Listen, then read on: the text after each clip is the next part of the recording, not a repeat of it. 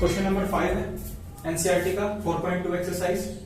इस क्वेश्चन में दिया हुआ है the altitude of A right angle triangle is 7 centimetre less than it's base if the hypotenuse is 13 centimetre find the other two sides. तो इसने दिया क्या है, एक तो दिया है इसमें 13 सेंटीमीटर इसका हाइपोटेन्यूज है, ठीक है। राइट एंगल आप जानते हो जिसमें एक एंगल 90 डिग्री का हो उसका हाइपोटेन्यूज मींस 30 सेंटीमीटर इसने हमें वैल्यू दे दी इसकी, ठीक है।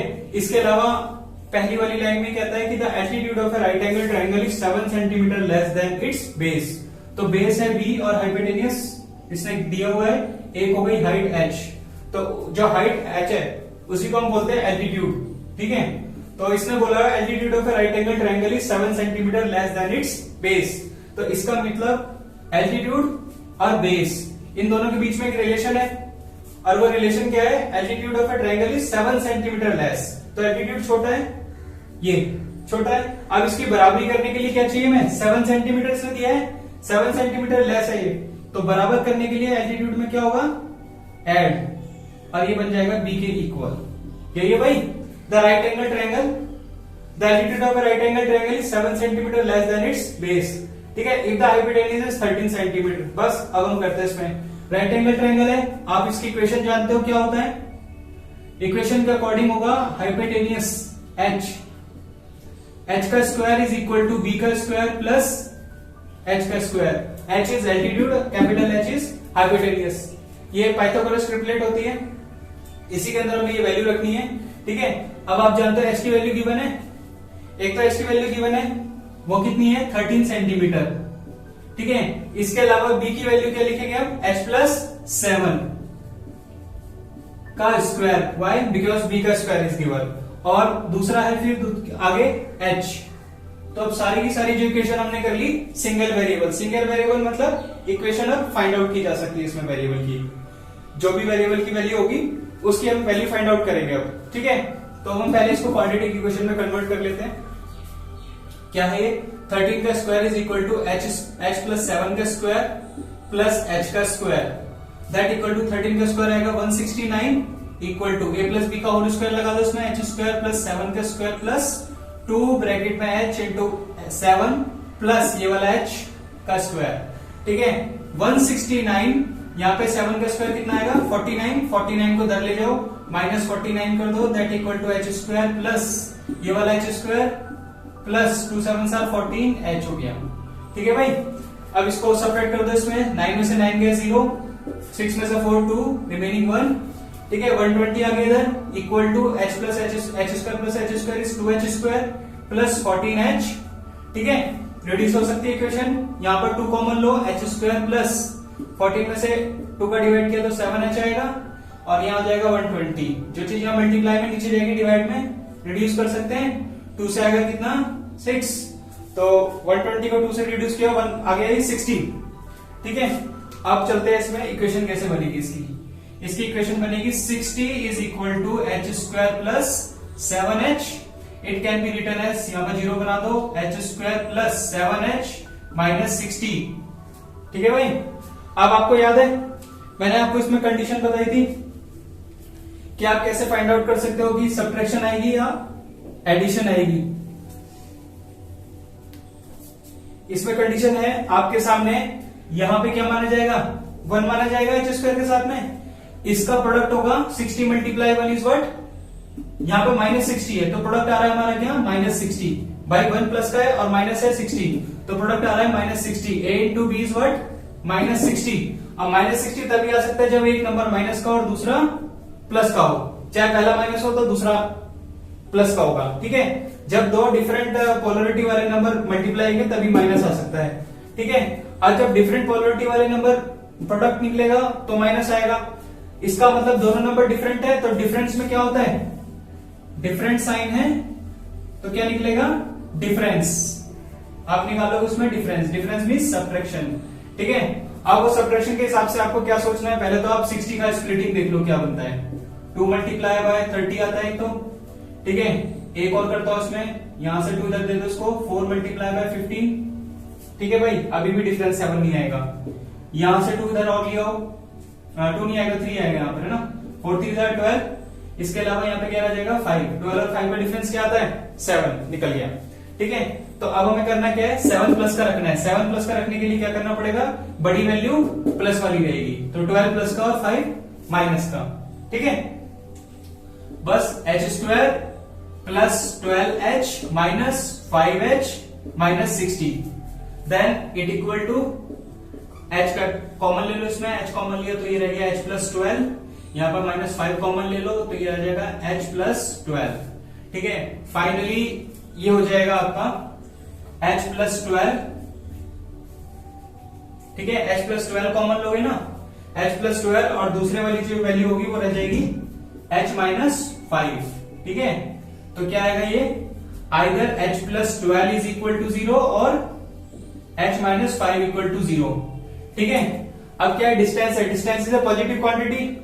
भाई ट्रायंगल में कभी कोई साइड की वैल्यू आपने नेगेटिव देखी है, नहीं ना, तो इससे आएगी क्या वैल्यू, इससे वैल्यू आएगी -12, तो हम इसको क्या कर देंगे, डिस्कार्ड। तो वैल्यू कौन सी एक्सेप्ट की जाएगी, वैल्यू एक्सेप्ट होगी ये वाली, h is equal to minus का 5 उधर जाके प्लस का 5 हो जाएगा।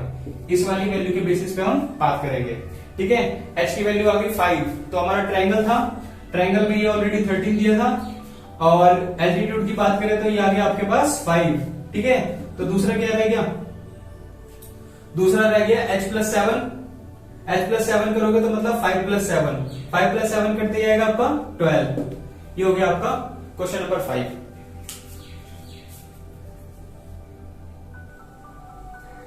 हाँ भाई, तो इसमें क्वेश्चन दिया है, एक 6th क्वेश्चन है। क्वेश्चन काफी बड़ा था, अगर मैं इसे पूरा लिखूंगा तो सॉल्यूशन भी नहीं लिख पाऊंगा। ठीक है, तो मैंने इस पे शॉर्ट में लिखा हुआ है, आप अगर पूरा एक्सप्लेन में देखना है तो एक्सरसाइज 4.2 का लास्ट क्वेश्चन है। ठीक है, तो इसको सॉल्व करते हैं। इसका मैं आपको बता दूं, इसमें कॉन्सेप्ट मांगा गया है। इसमें number of article produce on a particular day, किसी एक दिन कुछ नंबर ऑफ आर्टिकल प्रोड्यूस हो रहे हैं, ये कॉटेज इंडस्ट्री है। ठीक है, कुछ भी हो सकता है मार्कर ही बन रहे हो, और जो पार्टिकल प्रोड्यूस हो रहे हैं उस पे कंडीशन लगाई है उसने कि cost of production of each article, एक आर्टिकल की जो प्रोडक्शन कॉस्ट है, that is what, that is 3 more than the twice the number of article produced. जितने नंबर ऑफ आर्टिकल प्रोड्यूस हुए हैं उसके ट्वाइस से 3 मोर है। ठीक है, और कॉस्ट ऑफ प्रोडक्शन दे दी उसने 90। देखो, इसको एक सिंपल कॉन्सेप्ट पढ़ते हैं। सिंपल कॉन्सेप्ट ऐसे है, जैसे मान लीजिए अगर कोई आर्टिकल है एन नहीं, कोई आर्टिकल है टी नाम का आर्टिकल है, और आर्टिकल की कॉस्ट जो है, एक आर्टिकल की कॉस्ट है ₹2। ठीक है, एक आर्टिकल की कॉस्ट है ₹2। अगर 2 रुपए का एक आर्टिकल तैयार होता है, और मैं ऐसे कहूं कि ऐसे 4 आर्टिकल कितने के तैयार होंगे, तो you would do what, simply आप मल्टीप्लाई करोगे, 4 से मल्टीप्लाई कर दोगे, 8 आ जाएगा। इसका मतलब कोई भी चीज की जितनी प्रोडक्शन हो रही है, एक आर्टिकल की जो प्रोडक्शन कॉस्ट आ रही है, उसको टोटल नंबर ऑफ आर्टिकल से मल्टीप्लाई कर दो तो टोटल कॉस्ट ऑफ प्रोडक्शन आ जाएगी या नहीं। वही चीज यहां पर है, तो हमें यहां सबसे पहले क्या करना है, let the number of article produce, let the number of article produced, number of article produced. अब उसको क्या मान लेना है, सिंपल एन मान लो मेरी तरफ से, चाहे जो मर्जी मानो। ठीक है, एक वेरिएबल मान लिया एन। अब ये क्या है, let the number of article produce. अब वो क्या कहता है, the cost of production of each article is 3 more than the twice the number of article produced. और नंबर ऑफ आर्टिकल कितने प्रोड्यूस हुए हैं, एन के ट्वाइस से, एन का ट्वाइस कर दिया डबल, उससे भी 3 मोर, इससे भी 3 मोर, मतलब इसमें भी 3 और ज्यादा जोड़ दो, इससे भी क्या है 3 more than the number of articles twice the number of article produced. ठीक है, इसके डबल से भी 3 ज्यादा है क्या, एक आर्टिकल की cost, each article cost. This is what, the cost of each article, each article, each means single article की कॉस्ट। अब एक बात बताओ, ये सिंगल आर्टिकल की कॉस्ट है और ये नंबर ऑफ आर्टिकल्स है, ये सिंगल आर्टिकल और नंबर ऑफ आर्टिकल है। कोई भी चीज, अगर एक चीज, कोई एक पेन है, एक पेन की कॉस्ट 5 रुपीज है। ठीक है, अगर एक पेन की कॉस्ट है 5 रुपीज, सिंगल पेन 5 रुपीज का है, तो 7 पेन कितने के हुए, 7 multiply 5 by number of pen से आप एक पेन की कॉस्ट को मल्टीप्लाई करोगे तभी तो 35 आता है आपके पास। ठीक है, तो यहां पे भी यही है, नंबर ऑफ पेन इसे समझ लो, और ये क्या है आपका कॉस्ट ऑफ सिंगल पेन। तो क्या होगा, जब इन दोनों को मल्टीप्लाई करेंगे तो क्या आएगा, total cost of production, that is what 90। तो ये 90 वाली जो कॉस्ट है that is written as 90 is equal to total cost, number of article n, और ईच आर्टिकल, इस n आर्टिकल्स में ईच आर्टिकल की कॉस्ट क्या है 2 9 प्लस 3। ये है कॉन्सेप्ट। ठीक है, अब इसको सॉल्व कर लेते हैं हम। 90 is equal to n into 2n square plus 3n, yes, and 0 is equal to 2n square plus 3n, plus का 90 उधर जाके माइनस 90 हो जाएगा। ठीक है, माइनस 90 हो जाएगा। अब जरा इसको चेक करते हैं हम, वैल्यू क्या आएगी भाई।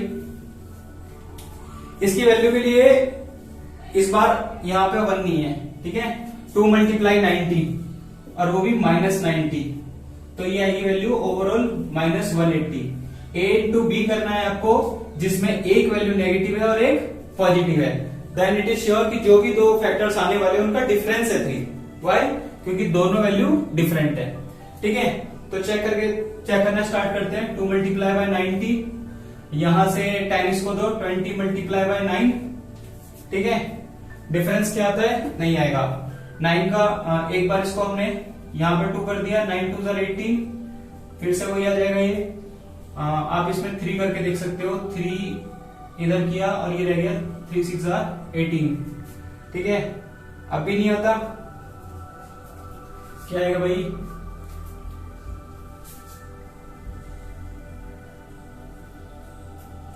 सिक्स का डबल कर दो, 6 का डबल होते 6 2 12, यहां पे हाफ किया 15 आ गया। 15 और 12 का जो डिफरेंस है वो 3 है। ठीक है, 0 is equal to 2n square plus 15, plus 15 क्यों ले रहा हूं? क्योंकि प्लस का 3 चाहिए, तो बड़ी वाली वैल्यू जो है वो प्लस में लेंगे और छोटी वाली माइनस में। 15n minus 12n minus 90।